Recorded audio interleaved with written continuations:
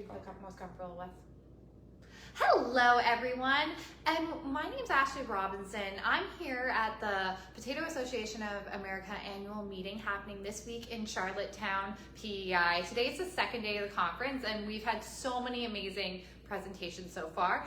And right now I am here with Ryan Barrett, who is the local organizing committee chair, and then you guys probably know him more for his work with the P.E.I. Potato Board. He's always talking about different research and work that he's doing, but today he's here to talk with us as the chair of the meeting. So you guys had quite a journey to get here. Of course, we were originally supposed to have the conference in 2021. Yeah. We all know what happened in 2020 and 2021, so it got delayed a bit. But what made you guys want to bring it back here to P.E.I.? Because I understand you guys hadn't hosted it in over 2 decades before. Yeah, it's 97 was the last time P.E.I. had the meeting, and we kind of felt we were overdue. And PAA meetings are a really good time to connect with the greater North American research industry and the potato industry, and just regular industry partners.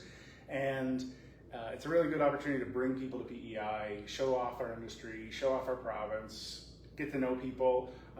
We were able to have the last couple of days quite a few growers and industry partners here that were able to come to meetings that maybe they wouldn't get to if it was in Winnipeg or if it was in Oregon or something like that. So there's definitely a benefit there. And then just being part of that greater research community and part of that potato community in terms of, again, meeting new people and possible collaborators on projects, or possible speakers for to bring in to speak to growers. So there's lots of value of having the meeting here.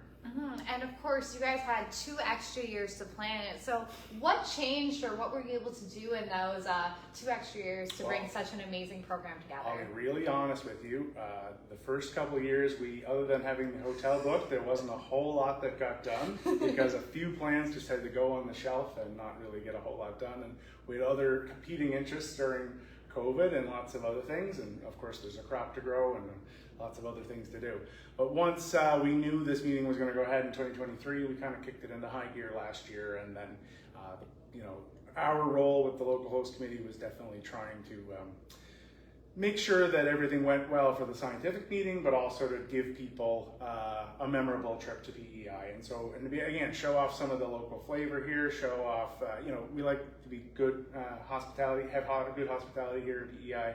So, we're including some of the things here in sites in downtown Charlottetown. We have tours going on Thursday, which is a mix of agriculture and sort of tourism and that sort of thing. And some different entertainment and just trying to have people have a good time when they come to PEI. And let's talk about that showcasing of PEI and showcasing of the agriculture industry here.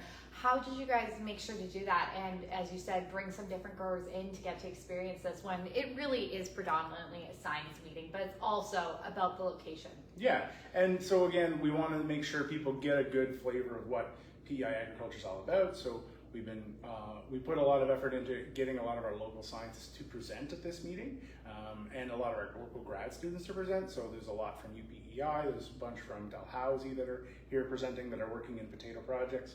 So I think that's really good, and it gives them an exposure to this community again that maybe they didn't have before.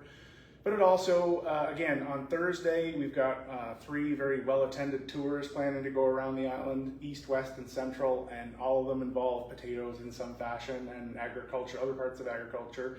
One of them's actually going to an oyster facility, so we're looking at aquaculture as well.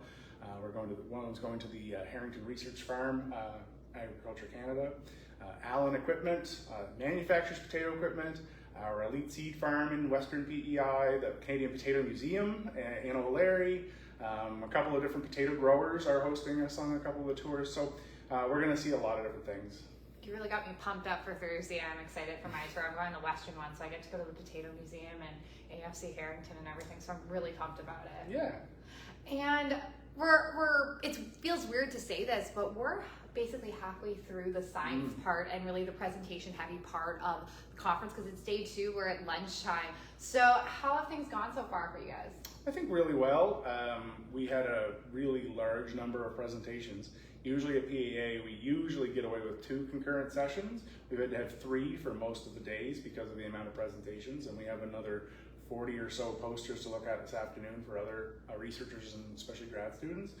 So we'll have a lot to discuss and a lot to see, but we're also able to put a little fun in there as well. So. And I thought I was just struggling to try and see as many sessions as possible. To know that it's a record number really makes me feel a bit better. Yeah. And what have you enjoyed so far, or what are you looking forward to yourself personally? Well, I'm really looking forward to this evening. I've probably put the most effort into this Tuesday night social event, which is usually always sort of, I think, the keynote, or not the keynote, but the most memorable standout event for a lot of the meetings. We try and do something a little special. So we're going up to the North Shore. We're going to be by the water. We're going to mix a bit of P.E.I. history with P.E.I. food and P.E.I. entertainment and hospitality, and it should be a good time.